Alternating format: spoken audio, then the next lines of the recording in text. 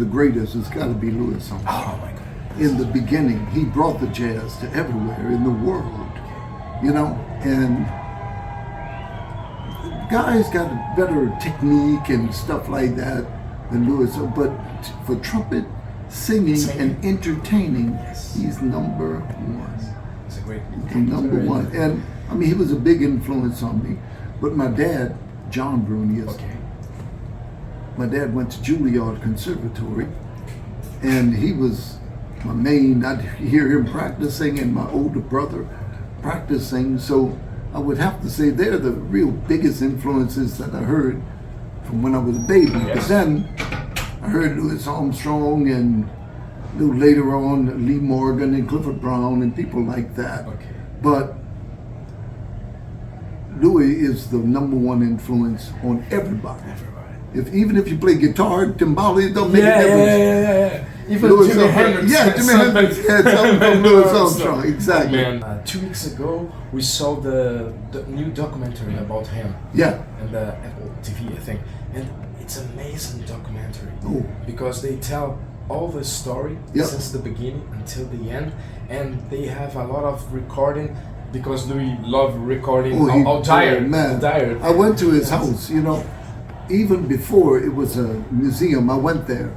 And they showed me all his record collections and where he used to do all his recordings and talk a lot of stuff. And, you know, he was just an amazing man. When I was there, I said, oh my gosh, everything in this house is so small. And in my mind, I thought, oh, Louis Armstrong is a big man. And the guy said, he was no. Such a little guy. Yeah, he's a little guy. And they say, oh, look, because the house is very simple. Because he's a humble man. We talk with everybody in the neighborhood. They show me a lot of photos. He played with the kids. Of course. Oh my God, this is because the art of music is bigger than all of us. Yes. And that's an important thing. We got a lot of young people, you know, and you're like, son, you just don't know enough yet. You don't know enough yet. Cool, because there's an old saying, the more you know, the more you realize you don't know. And that's an important lesson to learn. And I never give a lecture unless I say that. Because there's a lot of guys sitting out there, you know, with their, and I'm like, son, don't try it. This is a secret. Let me tell you a little secret. When I was a kid, a young trumpet player, there was a guy who came to New Orleans. His name was Vladimir. Vladimir Vasiliev. And he had a Latin jazz band. And we used to play in the nighttime for a striptease show, that kind of show. But after hours, we would play, you know, and I learned to sing choral and stuff like that, you know, it's all this salsa stuff, and it was so beautiful. But the bossa nova from Brazil, like tonight we played the Corcovado, you know, so I was playing earlier tonight. So it's a very cultural and relaxing music. I like it because no one's in a hurry, you know. Last year, I think, Diana Krall was in Brazil in memory of Tom Jobim and John Gilberto, and she plays a song in Portuguese. But really? Esse seu olhar. And she sang this very, esse seu olhar quando encontro meu, with the accent. Really? Yes, it's amazing. Because you know, many years ago, Nat King Cole did these records, and he just sang phonetically. You know, he didn't know the language, but he sang phonetically, and that's when I said the music is bigger than all of us. Because we have to respect the music, where it comes from, the culture it comes from, all of this kind of stuff. Because a lot of people move here thinking, oh, that New Orleans stuff is easy. It's easy if you've been here for 50 years. But this is another secret. Preservation Hall is preserving music that was formed in New Orleans in the early 20th century.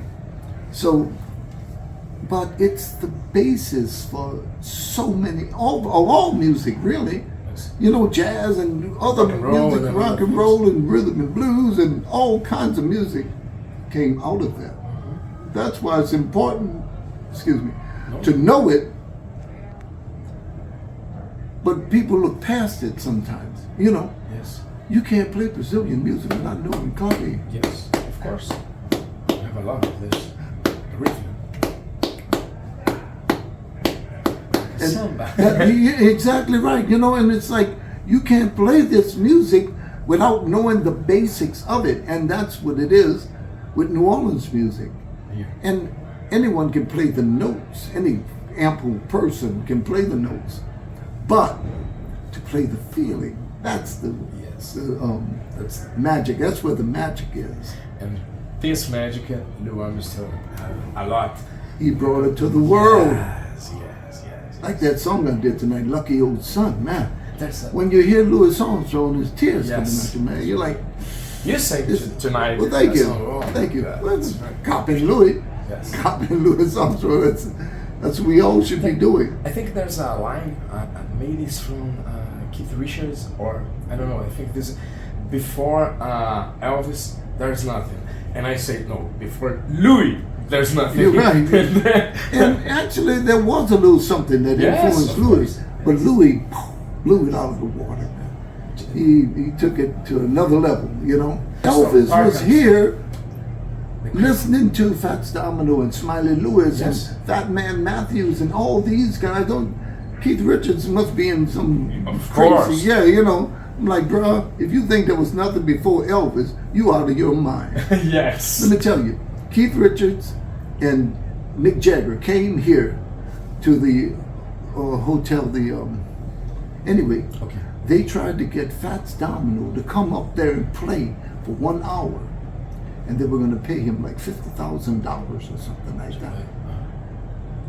Fats Domino was like, man, I'm home, I have company, and I'm cooking red beans. You know what I mean? Yeah. You guys, y'all important to some people. Y'all not that important to Yes. me. You know? They made something like with Muddy Waters. Yeah. They bring Muddy Waters for a tour. Yeah. And then they made some shows from Muddy Water was playing, and the Stones come out on stage and sing with him. And I said, oh man, this is cool, because they took the song, the blues, to make the rock and roll. Yeah. But I think sometimes they pay for this. You say, you have my respect. And they don't.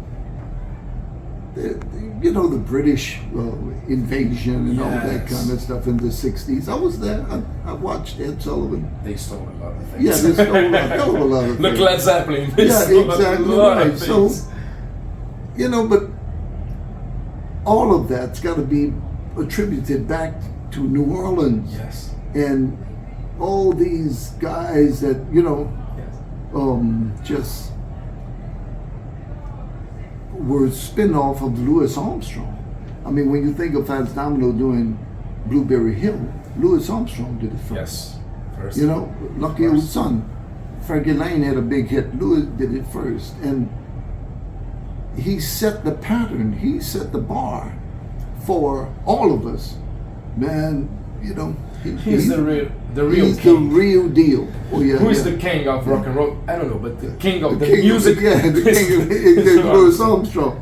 Yes. Is this? It's very fast and very important to us, because you're very humble, man. You're amazing. Thank man. you, brother. Thank you very much. All right, Thank you everybody. very much. God bless you. People from Brazil, Hope to see you. come on to New Orleans. Please come do. on to Preservation Hall. Look for me. Thank you.